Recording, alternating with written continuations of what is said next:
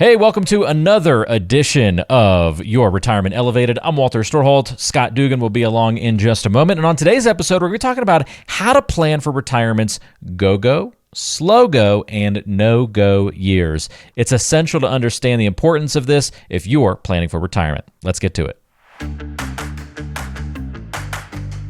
Let us help you reach your peak in retirement. It's time for Your Retirement Elevated. Scott, they finally did it. They let us on video. We are in the YouTube world now, my friend. Welcome to your first video podcast episode. Happy to be here. I know we were talking prior to getting started. Like you and I did our first radio show together 2012-ish. Something like that. Is that crazy? Over a decade ago. Over a decade. And now they finally allowed us to show we have faces for radio, but obviously we're on YouTube now, so we've arrived. When TV was the only visual alternative, they wouldn't let us on. But YouTube, the bar is a little lower, so we passed it. Very much so. Very much so. We both had to lose a few pounds first, and then they let us on, right? This is true. This is true. We got our acts together. We're both feeling healthy and good. So let's show our faces. You got it. For our long-term audio listeners, you'll still be able to consume the podcast in all of your favorite audio platforms. So if you're a subscriber on Spotify or Apple Podcasts, you can still find the episode in those formats. But great news, and this is pretty cool, we are on YouTube now. So occasionally here on YouTube, we will be sharing maybe some screens and some graphics, things like that. We will still describe things in such a way that you wouldn't miss that much if you're still listening on the audio side, but the visuals will add a little bit of a new dynamic to the conversation, so that'll happen sometimes. Plus, you got to see Scott's cool backgrounds, and there's a Rhino back behind you. I want to ask you about that, Scott, before the episode is over. So I do want to ask you about the Rhino. You got a couple of figurines and a really cool, I don't know, painting or just graphic illustration there of the Rhino going on. So when we wrap up today's episode, let's touch on that just to as an ender. But yeah, so go check us out on YouTube, subscribe. You can comment and find all sorts of great information on the YouTube channel as well. We'll still have all the same important links and relevant information and contact info in the show description, no matter where you're consuming the content. So shall we get into it without any further ado, Scott? Let's do it. All right, excellent. So we're following up to an article that you wrote for Kiplinger, and I'm showing it to our YouTube audience now, where you talked about these go-go, slow-go, and no-go years, and you didn't get to include all the information that you wanted in that article. So, hey, the podcast format today gives us the chance to expand on that a little bit. That's right. This is not going to be a Joe Rogan 3-hour podcast, but we are going to expand a little bit and show you some of the research, and I'm a very visual person. And I think this concept is very important to grasp, either getting ready to retire or in retirement, because a lot of the anxieties that some people have, I think this graphic helps kind of calm some of those. And we'll go over some really good data they put it out every year. And actually it's changed since I wrote this article. The new stuff came out. So I thought, hey, let's put that in there and let's do a little deeper dive into that. Perfect. Well, where do you want to start as we talk about these go-go, slow-go, and no-go years, and then we can get to those specific slides and that data? And so this idea actually came from a book called The Prosperous Retirement. It's written years and years and years ago. And I finally got a copy of that book. And it's a very underwhelming book, nothing against the person that wrote it. But the concept of this piece, I thought it was going to be like a big pivotal part of his book. And it's like a page and a half. Interesting. But I thought the concept was fantastic to really get your mind wrapped around what does retirement look like, a normal retirement look like. And so the go-go, slow-go, no-go, he based it, and actually JP Morgan, their guide to retirement, they turn it into the visual that we're going to look at that really shows you go-go, slow-go, no-go, and then what time frames those look like. And so this is called this theoretical spending profile.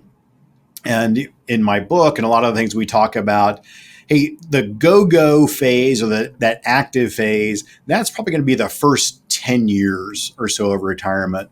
And so in this example, if you retire at 65, from 65 to 75, that's probably going to be your highest expenditure.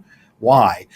Because you probably been waiting to do a lot of things. Maybe that's traveling, seeing family, pursuing hobbies. That's usually going to be the largest outflow of cash is in that first decade. And, we see all these calculators that talk about inflation and, hey, things are going to be more expensive, which is true. But we're going to talk about kind of flash slide earlier. We'll go back to it in a second. But in reality, our income and expenses don't do this forever in retirement. They may peak up in actually that active phase. That passive phase or that slow go is usually the next 10 years. So in this example, 75 to 85, things tend to slow down a little bit. Now, hopefully that's because you've checked a lot of items off your bucket list and you're, hey, we want to be around family, be around home, whatever it may be. But the average retiree in that 10-year period usually have between a 20 and 30% reduction in spending in that. That's pretty significant. I mean, 20 to 30, huge. that moves the needle, right? Big time. And, that may not be ever, and that's factoring in inflation going up through 2023. Okay. And running an average, we'll quote the numbers here in a second, but again, the takeaway is expenses just don't do this forever. Yeah. There's a pattern to it. And usually that final phase, we call that no-go phase, the latter part of life. In this example, 85 plus, you see that blue bar, it actually still declines a little bit. And we're another, probably 8 to 12% decline in that final phase. But if you're watching, obviously there's that purple triangle. That's the big unknown. That's healthcare. And that healthcare, that's where you can see that hockey stick, coming up off of there. But the average person that doesn't need long-term care, it's kind of, hey, go, kind of slow down a little bit, and then no go, barring healthcare. So I've seen this play out in my 20 plus years of financial planning. This happens. And I can attest, I've got 2 clients right now that one is in using long-term care, their spouse is, and one that we have a follow-up conversation. They live out of state. He's been going out and researching memory care facilities for his wife. And so we're going to see an uptick of expenses. They're going to get that purple zone. They're going to get that coming into play big time. Upswing. Now, what helps taper that off, Walter, is that, like in this example, if his wife does go into memory care, at some point he may downsize his home. Okay. And go into a smaller. They've got a beautiful home, done a ton of work to it. They may downsize out of that, and then that curve or that steep, it's probably going to decline a little bit. Still an outflow, but luckily we've got things in place that are able to help mitigate those expenditures. And so again, this is a great, visual. And if we look at some real data for the folks that really like the data, this is people that have $1 to $3 million saved for retirement. That's kind of the sweet spot of our clientele. And this is from 45 all the way to 95 plus. Again, these numbers are run on a yearly basis. So if you look at that age 60 to 64, the average household that has $1 to $3 million saved for retirement, they spend about $122,000 a year. Okay. And that you see that first decade goes from 122,000 down to 102,000. And then that second 10-year, that 70 to 80 drops down to 88,000, and it kind of levels up and comes back up. And so it kind of follows along with our little graphic here. And if you notice what things do increase the most, you're looking at healthcare. That does increase steadily over time. Looking at, housing, including mortgage, that actually shrinks a little bit, can increase. If someone, quote, downsizes, which doesn't always mean cheaper, unfortunately, it means smaller. But if we're going from a single family dwelling to someone where it's all maintenance free, or it's independent living with different levels of care involved. That's where you can see that outlay of capital be higher in that housing category. Food and beverage actually decreases. Transportation actually decreases. Apparel, services like that definitely increases. And then surprisingly, travel has a slight uptick, but not actually small decline, but charitable contributions tends to go up in that latter phase. And so again, it's that first part of retirement, that's going to be the one where you spend, but then it's usually a gradual decline after that.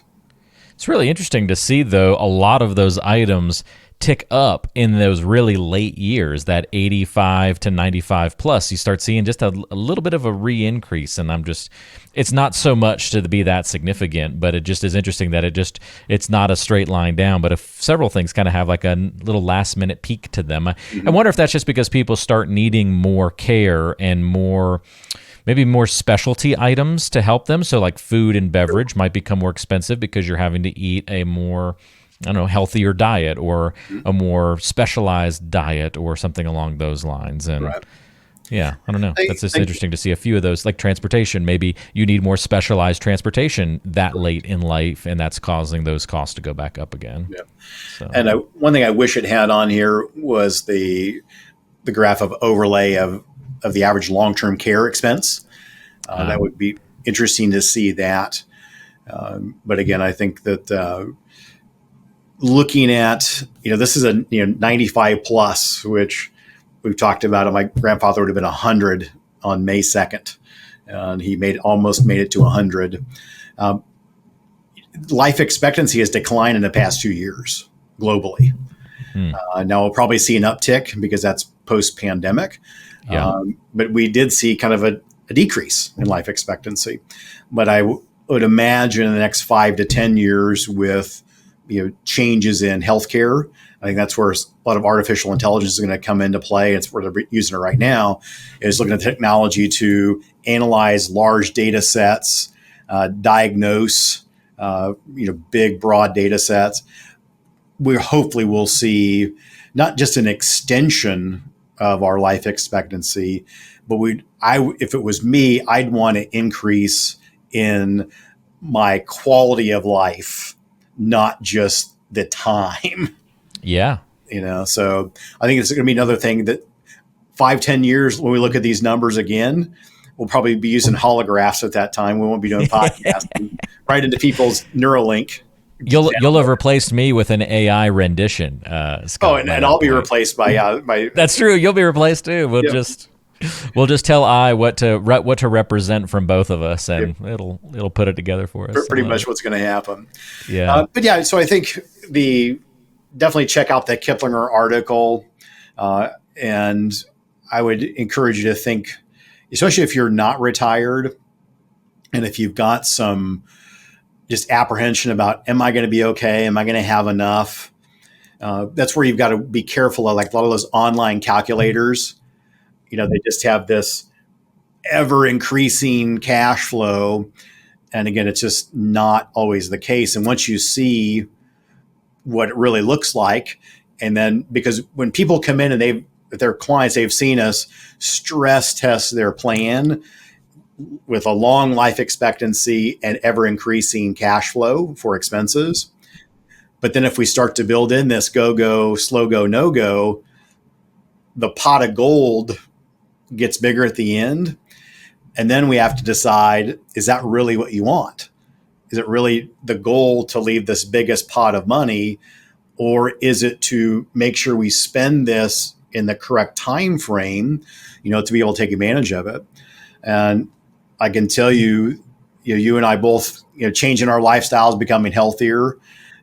I'm 51 years old, and I want to do as many things as possible, because the downside of this business is that we see clients that delay doing things or delay retiring because they're just not quite sure. I'm at my highest, earning years, and then health situation comes up and throws them a curveball, and then we're never able to do those things.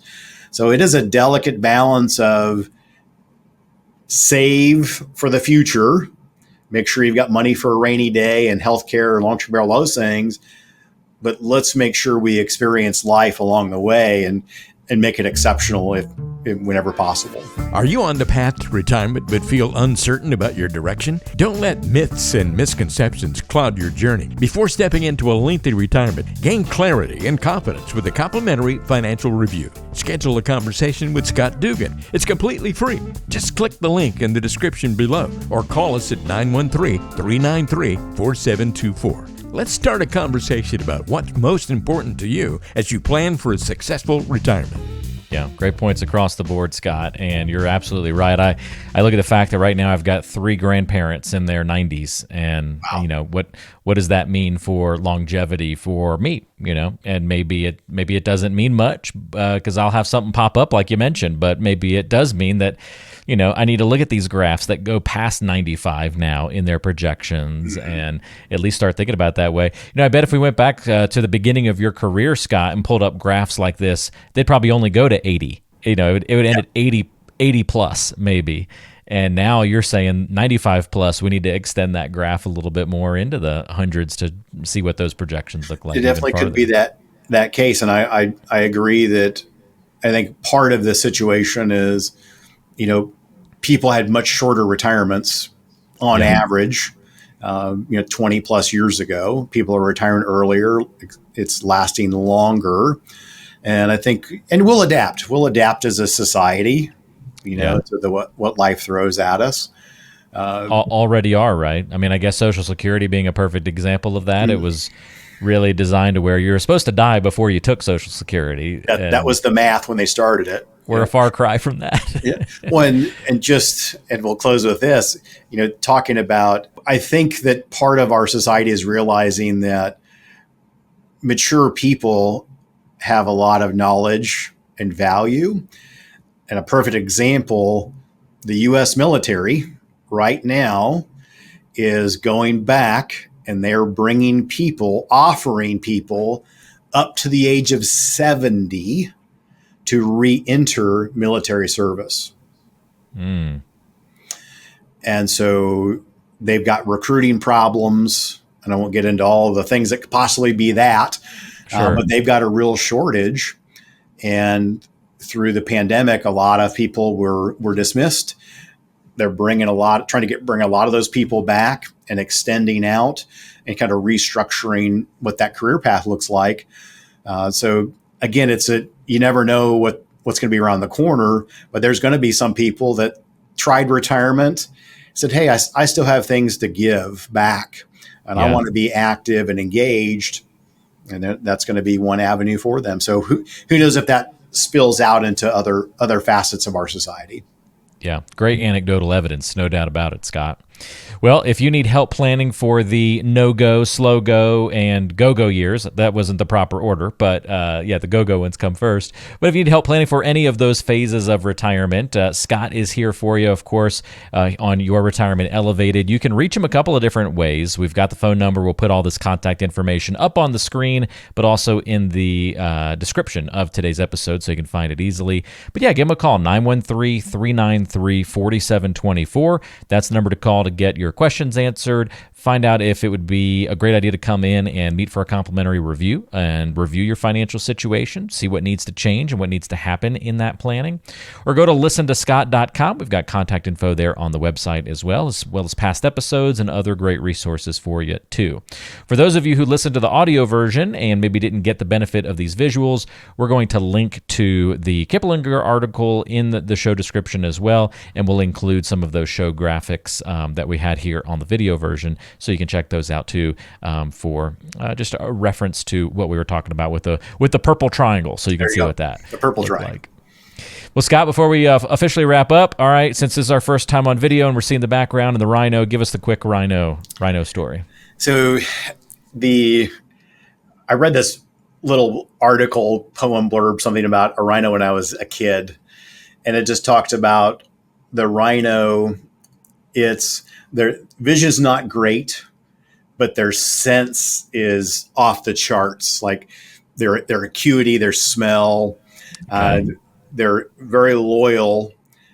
Nothing really hurts them. Are thick-skinned, Nothing really Okay. hurts them, but they are a fierce animal if pushed too far.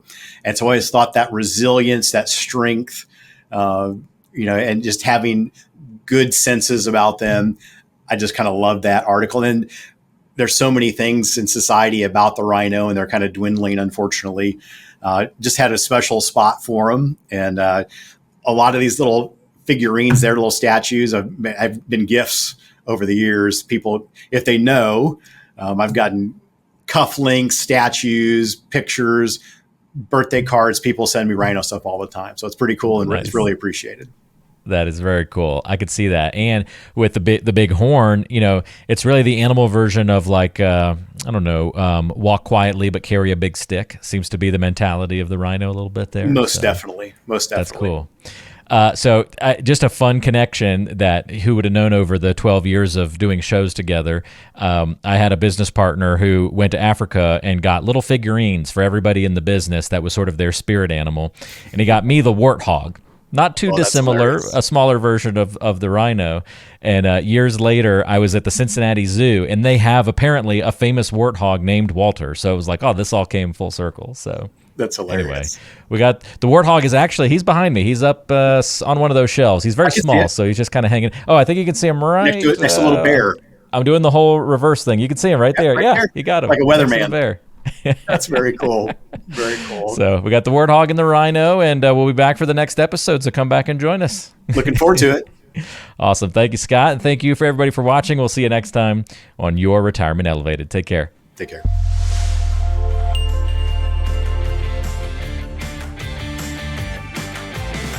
Investment advisory services offered through Elevated Capital Advisors, LLC, an SEC-registered investment advisor.